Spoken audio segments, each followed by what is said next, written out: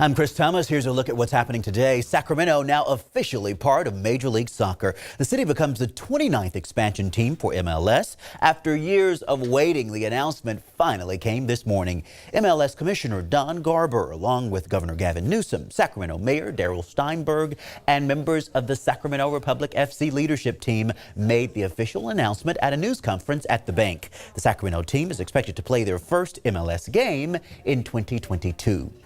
Former Stockton Mayor Anthony Silva was sentenced this morning. A judge sentenced him to 90 days in jail, but his sentence will be suspended if he completes 45 days of a work program. Under a plea deal, the prosecution dropped several felony charges. Silva's attorney says the former Stockton mayor has a small business and is now trying to rebuild his life.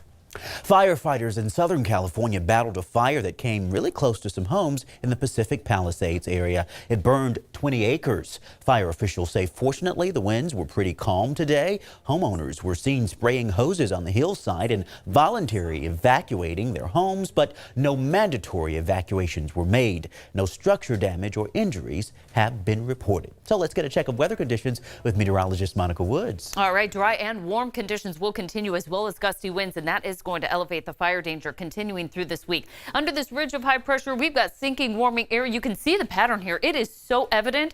Look at how the clouds just go up and around the high pressure ridge. We see showers in the Pacific Northwest through Washington, parts of Vancouver as well. But our temperatures locally are reflecting that big ridge of high pressure. We're in the mid to upper 80s in most of the valley. That is very warm for this time of year. We should be in the upper 70s at most for afternoon highs. Peak wind gusts at about 25 to 30 miles per hour. Winds a big part of the story moving forward. Now tomorrow we'll actually back off on those winds just a little bit. They'll still be breezy, but nothing to be alarmed about. It's when we get into that Wednesday time frame here. You can see these areas right here through the foothills and the Sierra with stronger winds, also towards the coastal range and on the west side of the valley. We're talking winds upwards of 15 miles per hour sustain, much higher gusts, and that's what leads us to this fire weather watch event.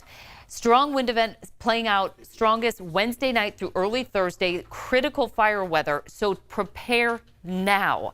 Now is the time to get everything in order in preparation for potential power outages. And even if they don't shut the power out, we could still see a loss of power just simply because there might be a tree onto a power pole. You know the drill.